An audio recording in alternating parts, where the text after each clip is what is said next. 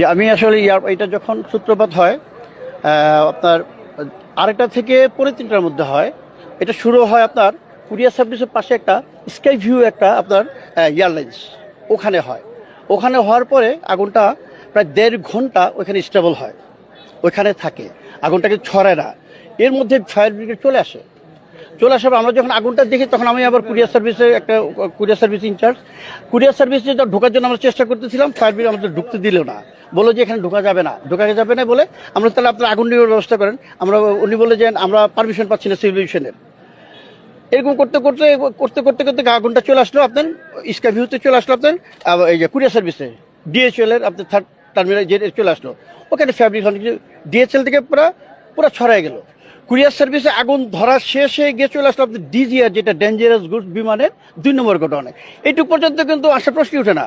যদি আমরা ওইখানে ওটা ঠেকাই দিই, ওইখানে ঠেকানো হয় নাই। আগুনটা 1.5 ঘন্টা ওখানে ছিল, এরপর তাদের কোনো অ্যাক্টিভিটিস নাই বিতর্কিত।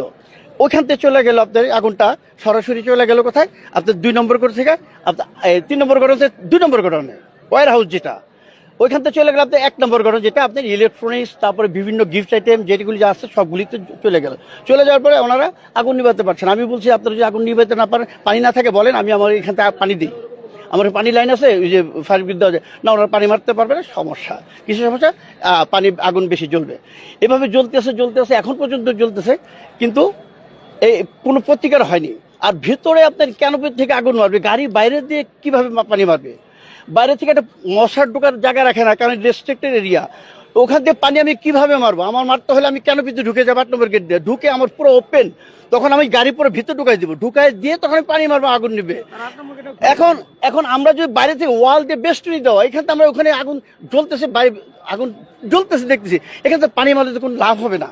কিন্তু তারাও তা করে, এখনো কিন্তু আপনার ফায়ার ব্রিগেড সব বাইরে, আগুন এখনো জ্বলতেছে, তারা ক্যানোপিতে এখনো ঢুকে নাই। আগুন কিন্তু জ্বলতে নিপতেছে, এইভাবে চলতেছে। আর তো আমরা যদি প্রথমেই ক্যানোপি ঢুকে আগে পানি মারতো, আমাদের ওইখানে বন্ধ হয়ে যেত।